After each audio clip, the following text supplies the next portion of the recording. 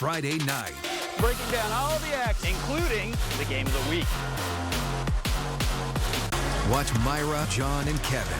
Weeknights at 5 and 6 p.m. on Wave. This is Wave News at 3.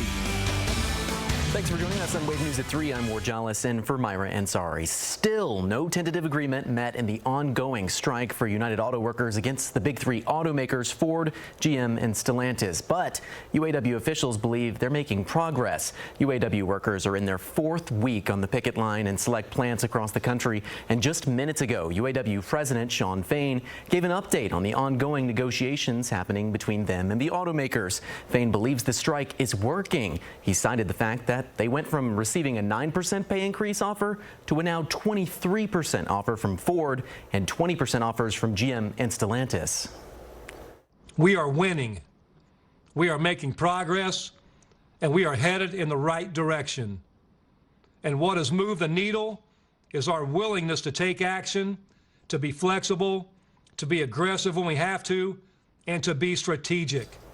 Currently, strikes are not happening locally at Louisville's Ford truck plant, but Fain did threaten to begin strikes at all truck plants across the country if an agreement isn't reached soon. New developments in the case of a man accused of attempted murder for shooting the man who allegedly killed his brother. Today, Stanley Watts pleaded guilty to a lesser charge of assault. Stanley Watts is accused of shooting Bradley Simmons in the leg on Southside Drive back in February of 2022.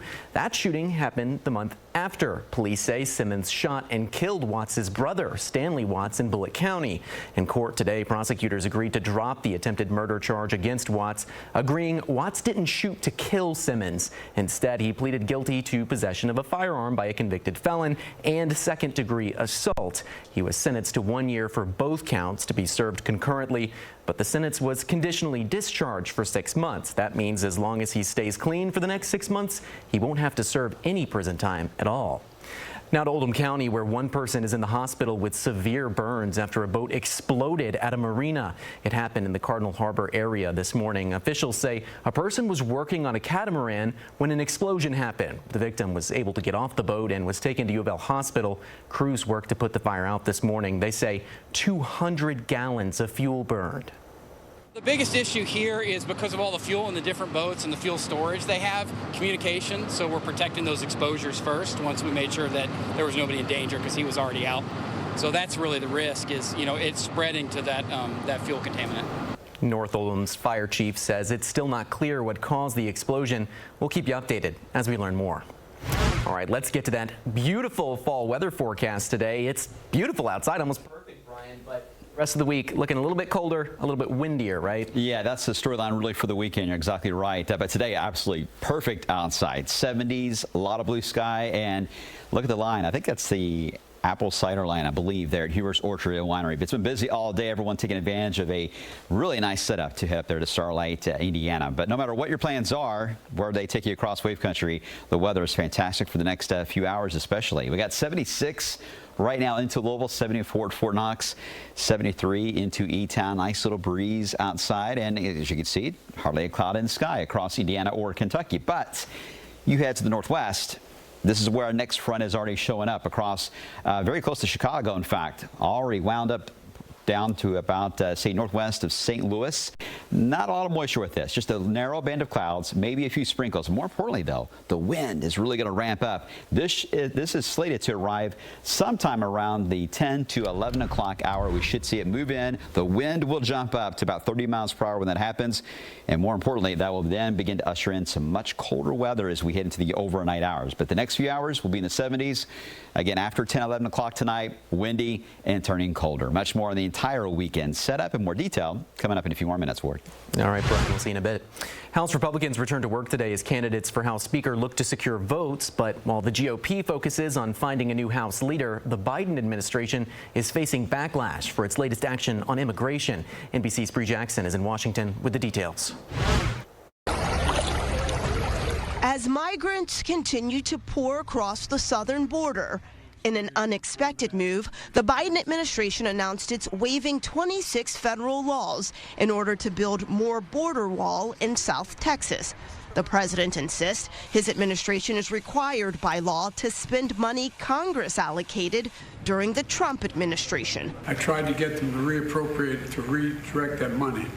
They didn't. They wouldn't. And in the meantime, there's nothing under the law other than they have to use the money for what it was appropriated. Some Democrats blasted the decision after the president repeatedly slammed the wall during his 2020 campaign. It looks like this is a promise broken. There's no easy way to describe this other than a flip-flop from President Biden. Administration officials are playing defense. There is no new administration policy with respect to the border wall. Allow me to repeat that. There is no new administration policy with respect to the border wall. This comes the same day the White House released this memo touting its efforts to help Americans amid chaos on Capitol Hill, pointing to Republican infighting and Tuesday's historic ousting of former Speaker Kevin McCarthy. Jim Jordan, who's running for the speakership, says the party needs a leader who can bring them together. If we can't come together as a team, how are we going to get done for the American people what they sent us here to do? In an effort to unite the GOP, former President Trump says he's been asked to speak with Republicans on Capitol Hill next week. And a Republican lawmaker says that former President Trump is considering a visit to Capitol Hill ahead of the vote for House Speaker next week. If he does come, it would be his first appearance at the U.S. Capitol since the January 6th riot over 2 years ago. In Washington, Bree Jackson, back to you. Well, a massive annual event is back in Louisville. The St. James Art Fair is happening in Old Louisville right now. It kicked off this morning at 10, covering 4 square blocks. More than 600 chosen artists and vendors are set up to sell their work. We talked to one of the artists this morning, a photographer who's traveled across the world. He talked about settling down in Kentucky and changing his motif. I've been doing this for 20 years as a professional, and I started out as a wilderness backpacker that became a landscape photographer. So I've really been everywhere from Alaska to southern Chile and everywhere in between. But I've got 3 teenagers, so once I started having kids, I had to kind of localize the subject matter, be closer to home. So came horses, bourbon, the state, the city. Well, that's a great story. Anyone who wants to attend can go today and tomorrow from 10 a.m. to 6 p.m. and on Sunday from 10 a.m. to 5 p.m. Wave News reporter David Mattingly will be down at St. James Court tonight at 5 and 6 with a look at all the excitement. Well, still more to come on Wave News at 3. After the Taliban outlawed education for girls in Afghanistan, small secret classrooms are popping up in parts of the country. You'll meet some of the brave students and teachers risking everything to learn. Plus, a bedbug infestation just ahead of the 2024 Olympic Games. You'll hear how crews in Paris are working to remove the pest before the Games begin.